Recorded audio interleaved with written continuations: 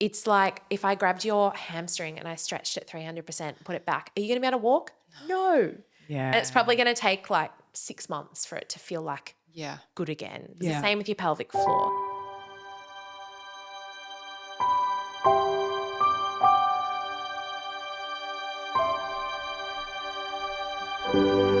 Hi everyone and welcome back to No Place Like Home. I am Larissa and I'm here with Jess. Hi. And we are also here with another Jess back with us, Jess Jenkins, also known as the Mama Physio on Instagram.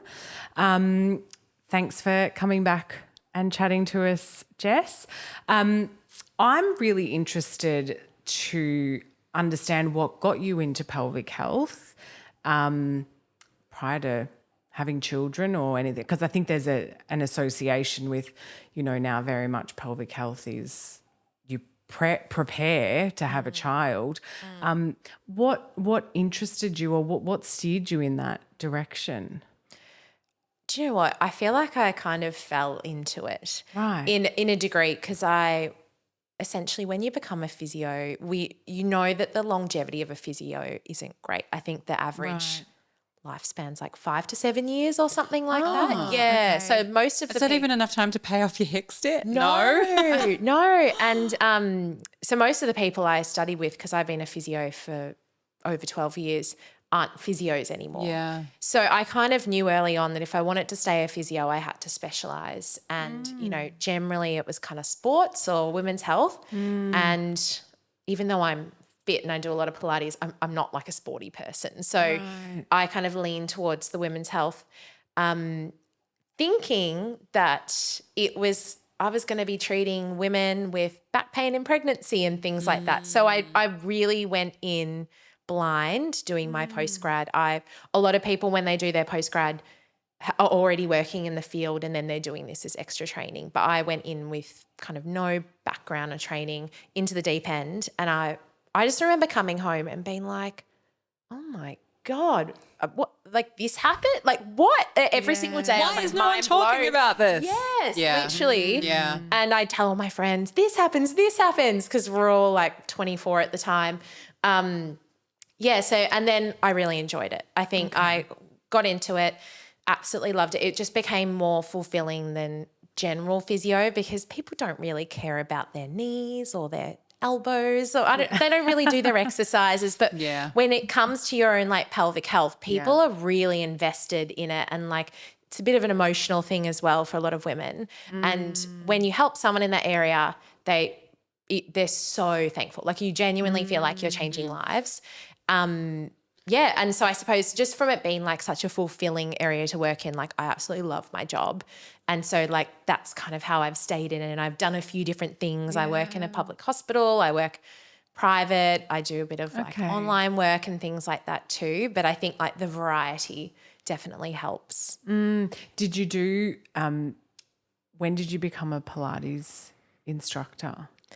I did that when I first graduated. So that was like the first. That was the first. Yeah, so that was the first like add-on training. Most physios who work in private practice do clinical Pilates. So I trained up in that. I actually work for that company as well that I trained with. I still work for them. So I trained up. I became one of their instructors when I lived overseas. I was working for them and I was training up healthcare professionals how to modify Pilates for pre and postnatal women. Right. And so that kind of became my like course, I suppose. So like I was the person that taught that. And then when I came back to Australia, I was teaching that too. So I've taught Pilates as long as I've done physio. You've done physio. Yeah. Wow. I'm a big Pilates fan. I go like 2 to 5 times a week, depending on my schedule. Yeah. I'm obsessed. Yeah. Sorry, we always do together. What is, for those that may be new to the space of the pelvic floor, what is it? What is it? So if you think about your pelvis, most people know what their pelvis is. The whole bottom of it is your pelvic floor, but it's more, well, I suppose most people's assumption is it's just one muscle and that's it. There's just one thing down there. But there's quite a lot. I suppose there's multiple layers of muscle and fascia and ligaments and nerves. There's like a deeper layer and more of a superficial layer, and it provides kind of support for our organs, so holds everything up to prevent. So that's why it's very important then. Yes. Yeah, okay. Yes. So hold everything in, but also with continence and sexual function as well. So, Right. and then obviously plays a big part just like holistically in your like core control and things like that as well.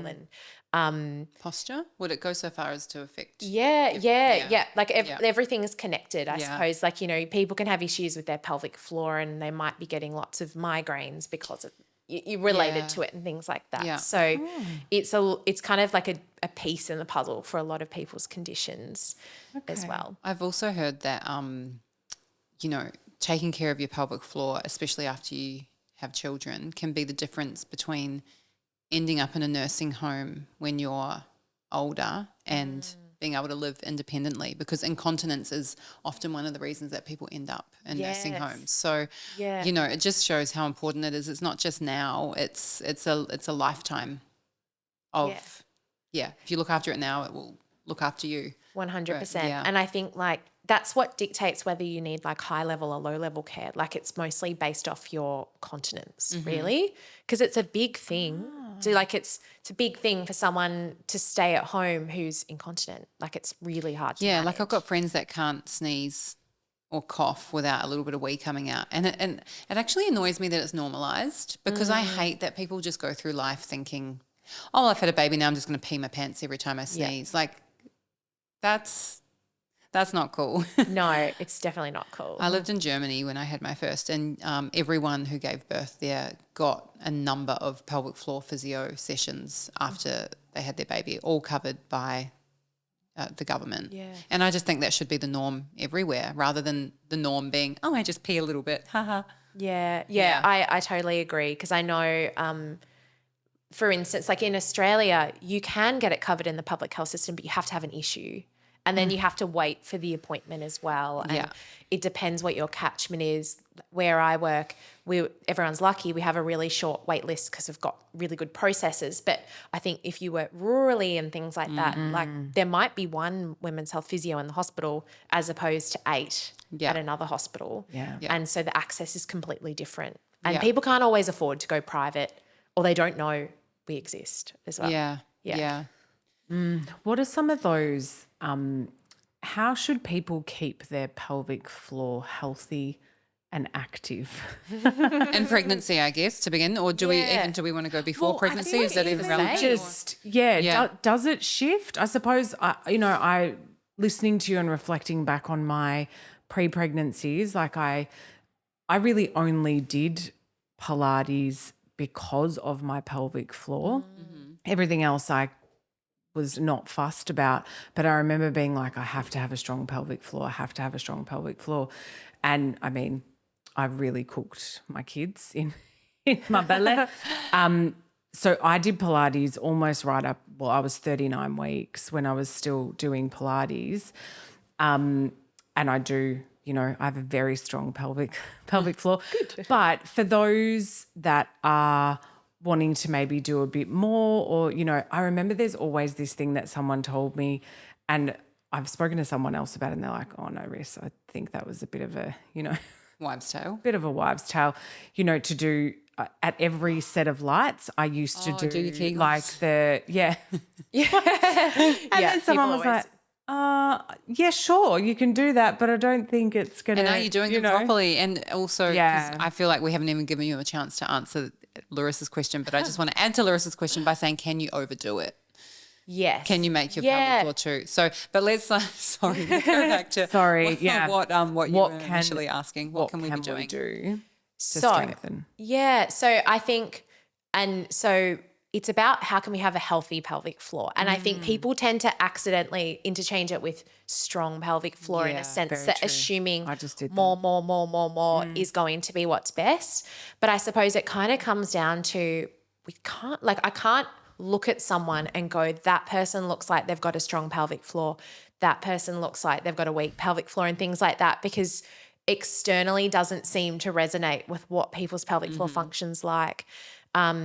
for example, like just because someone exercises a lot Physically looks fit and strong doesn't translate. Yeah. And like quite commonly when someone's really low tone and weak and doesn't exercise, they tend to have really overactive pelvic floors because the pelvic floor is a stabilizing muscle and is like, I need to stabilize. There's no strength here, and like grips on. So I'd say like in terms of keeping it healthy, the best thing to do is to get it assessed, just to know because, you know, some people have good awareness down there, but we know it's generally about like 50% of women aren't contracting their pelvic floor when they think they are.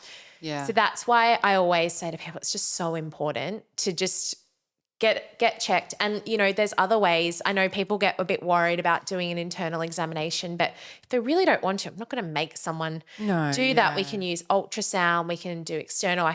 Sometimes it's a matter of education. And once I've explained to someone what it looks like and where it's located, they're like, oh, I get it now. Because people think it's in this plane of movement, not this plane, for example. Yeah, okay.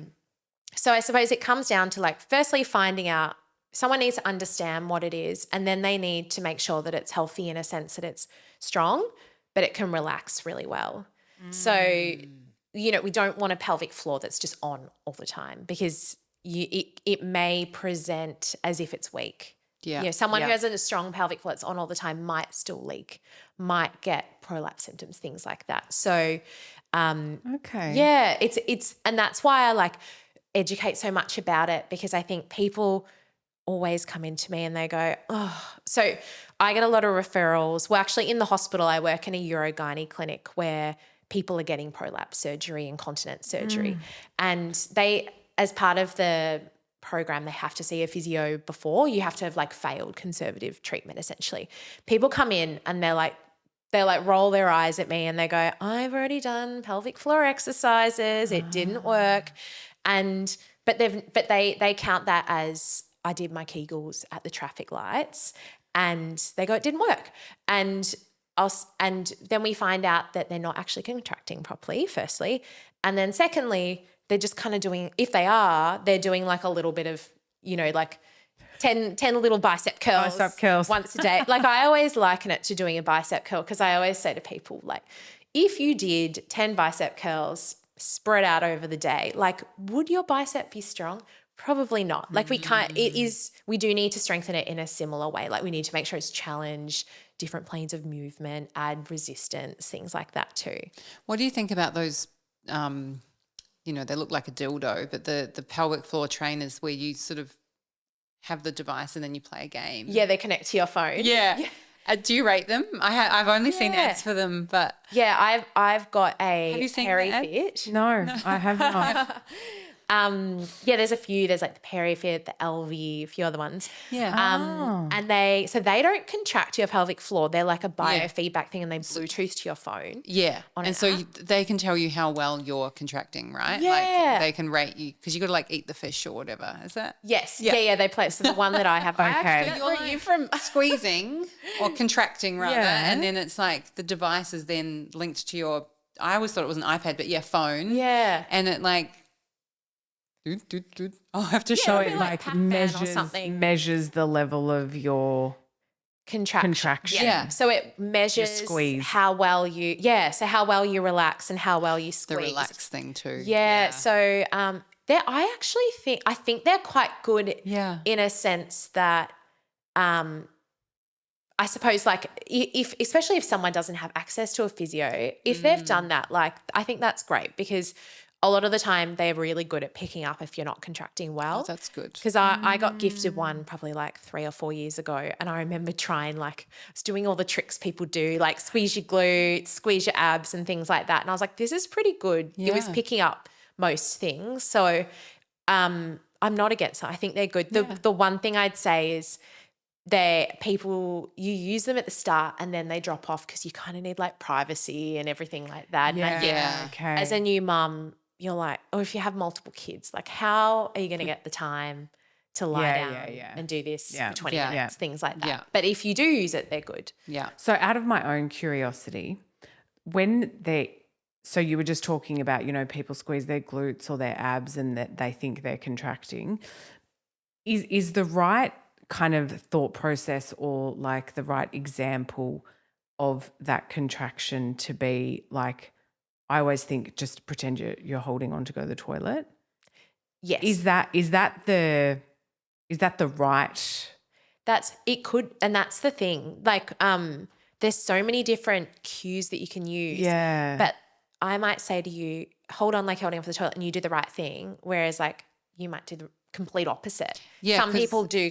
Everyone Depending does on so how. different. Yeah. Okay. And it kind of comes down to like body awareness, but like what type of learning style I suppose people have. Because some people just like, if I'm talking to them, they just do not get it. But the moment I, for example, do a vaginal examination and they have like tactile feedback or something to contract against, they're like, oh, I get it. So, because that was going to be another question, like how can you tell if you don't have access to the devices and the pelvic floor physios, how can you tell if you're doing it right? Is there a way to? Yeah. And you know what? My online app, actually, this is like why I kind of launched it in the first place, because one of the programs, Elevate Your Floor, is essentially like an online way to like learn and do a practical for your pelvic floor, and then has exercises with it. Amazing. And so I did a lot of research before doing that to make sure it was like comprehensive enough for people to kind of understand. But I think like the first step is I will normally like it's education first, like visuals, explaining, blah, blah, blah. And then the other thing, so I normally give people multiple ways to self-check. So can you stop the flow of urine on the toilet with your cue?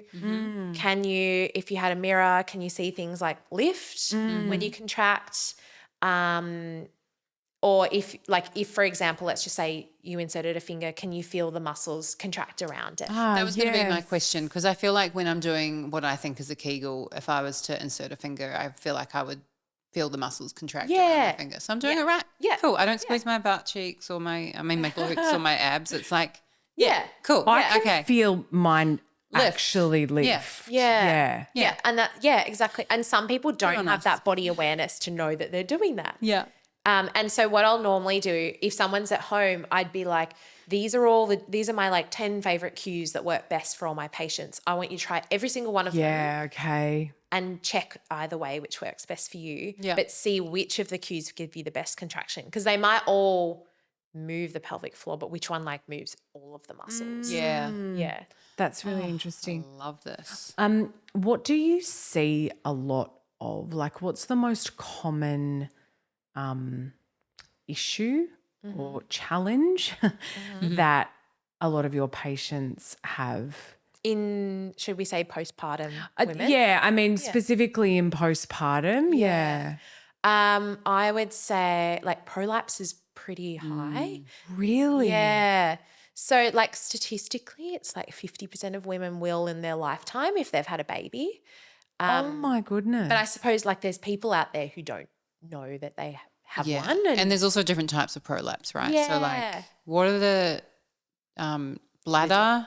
Your bladder, bowels, uterus. Yeah, cool. Yeah. Sorry, I'm going to be so naive here, right? So we talk about prolapse and we talk about bladder, Uterus, bowel. So it's literally dropping through that pelvic floor. Is that a prolapse? It's in respect to like the vagina. So it's like the bladder's dropping into it, or the bowel, or your rectum's dropping into it, or your uterus is dropping into it. My goodness. So I had a friend who was like, I did a check because something didn't feel right, and I could see something. Like she could see up her vagina. She could see, she didn't know what it was, but it didn't look how it was meant to look, because there was, I think it turned out to be her bladder was there. And I think that's the thing is, when I talk about like expectations and how you'll feel postpartum and things, this is why it's so good to capture women when they're pregnant. Yes. Yeah. Because I see women at like, I recommend women see a pelvic floor physio at like 34 weeks to do a bit of birth preparation. But I prepare women for this, and I'm like, it will take minimum 12 weeks for things after a vaginal birth to kind of go back up. So don't look. Because don't look, or you can if you want to, but like this is what you'll expect to feel and see and things. Because when people look online and they'll be Yeah. like, a prolapse, oh my gosh. And then they Yeah. look early days and then they spend, they're so anxious. They come in for a postnatal check and they're like burst into tears that they're worried about something. And I'm like, that's so normal. Everything's still Yeah. healing. Like, do not worry Yeah. about this at this point in time. But that I would say that's probably one of like the number one things that Right. people will come for. And then leakage as well. So probably like hand in hand, I suppose. And then how are you, okay, so if someone comes in with a leakage, then what is the time span within which then there is recovery of that? Like, is it another 12 weeks after that initial 12 weeks of everything sort of getting back into knowing where it belongs again? Or? Well, this is the other thing that's like complicated is the leakage, the cause could be so different. Yeah. So like, for example, in a postpartum women, I'd say the most common cause is weakness, but it could be because they've got a prolapse. It could be because they're constipated. It could be because they're not emptying properly. Like, and that's where people kind of go wrong when they're kind of going, oh, all right, I'm leaking. I'm not going to see someone, but I'm going to do my Kegels. And then they're doing the wrong thing and they're like they've got an overactive pelvic floor and things like that. So it gets a bit complicated then. Okay. But in terms of time frame, like most women it'll resolve. Like if you put in the work, it's going to get better. Yeah. And I'd normally say like with muscle strength, 6 to 12 weeks is you got to be dedicated for 6 to 12 weeks to notice like a significant difference. Okay. But some women, honestly, like they're leaking, but they're also not contracting properly. So once I teach them, they come in next session and they're like, it's gone. Amazing. Within a couple of days because they like learned how to use their muscles. Right. And that must be the part of your job that just feels so rewarding. Yeah. It's like it's changing people's lives. Yes. I feel like I'm definitely going to think it cry does. talking about this. I've never had pelvic floor issues, thankfully, and I had 2 vaginal births. But what we were talking about earlier with people needing to go into nursing homes earlier than expected because of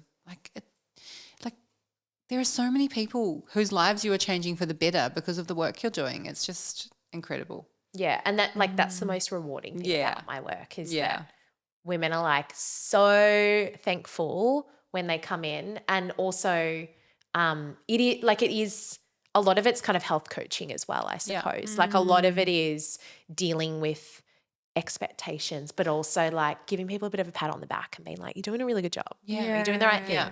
You just haven't given it enough time. Yeah. Like just give it that time. And I think that's kind of the difference with some pelvic floor physios. Like a lot of mine will comment on something like that. Like, you just gave me that reassurance that I feel like there's a light at the end of the tunnel with this and things like that. Yeah. Yeah. What tips do you have for people who are wanting to return to exercise after they've given birth? I mean, we all know we're meant to wait 6 weeks, right? Yeah. But then it's like you Is can't it the just same thing though for our pelvic floor? That 6 week. No. Yeah. No. So that's what I wanted to ask. Is it that it's that 6 weeks period where they don't go for a run or whatever. Yeah. But I wondered whether because it can be you're not going to break a sweat necessarily. Yeah.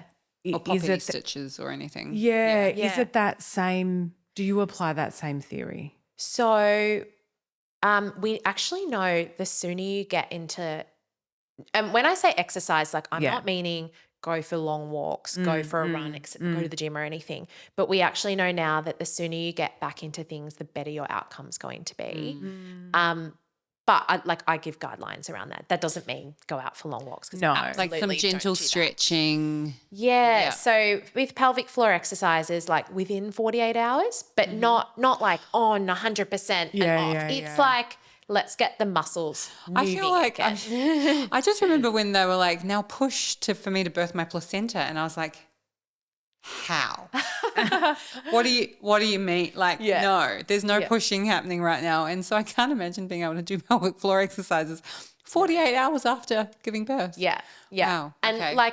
and it's more just the focus is like activation. Yeah. Because most women, like you could have like 10 out of 10, amazing pelvic floor, but in the first 6 weeks, it's not going to be like that. Yeah. Even if you had an amazing Yeah. one. Yeah. Because it's like if I grabbed your hamstring and I stretched it 300% and put it back, are you going to be able to walk? No. Yeah. And it's probably going to take like 6 months for it to feel like good again. It's Yeah. the same with your pelvic floor. So, activation, the goal is like just to get it switched on again, really. And then the rest of the body, similar, like you want to move, like doing stretches and yoga and gentle Pilates. Like I normally say, like, you can do it if you're on a mat. Like you can do it if you're lying down because there's no like gravity down. Then it's fine. Because that's the thing. That's a really common thing. People come in at 6 weeks post and they're like, my back is so sore. And they didn't realize that they could stretch in the first 6 weeks. Yeah. Yeah, like you that. actually do a really nice reel. I've seen that you're laying in the bed and that's and because We'll share it on our we stories. will. Yeah.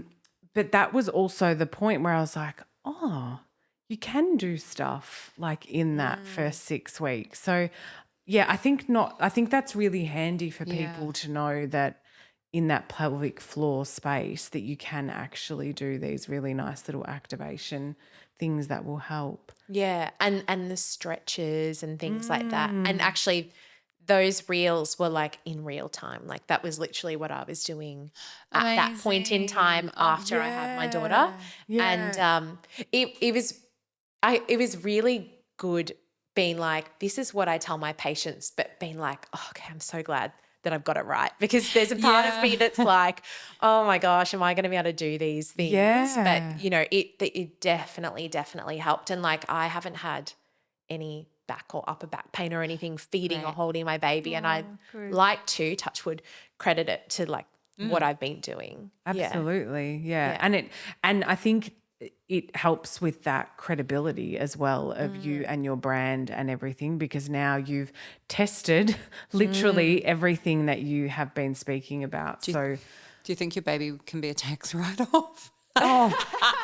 Yeah. I always joke about this. I'm like, when people in the field have a baby and then like you're practicing all of this because of, I mean, I know you're Oh my God, really be a I tax would write-off, love. but Can I get my health insurance back? Thank you. yeah, wouldn't that be great? Fees. That's so funny. Me and my husband always joke about like having babies for the business. Yeah. Just gotta keep popping them out. Thank you so much, Jess. It's been a pleasure talking to you again and learning a bit more. Well, I've certainly learned a lot more about the pelvic floor. So yeah, thank you so much.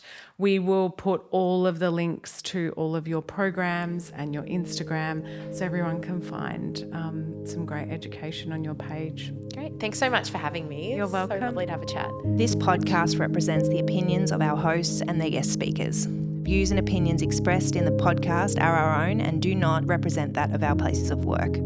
This podcast is for informational purposes only, and content here should not be taken as medical or professional advice. Please consult your healthcare professional for any personal recommendations and medical care. While we make every effort to ensure that the information we are sharing is accurate based on the best available information at the time of recording, we welcome any comments, suggestions or feedback via our website contact form, home.com.au/contact. Names and details of personal experiences may have been changed to allow for anonymity and privacy. To join the conversation, join us on social media at Home Postpartum.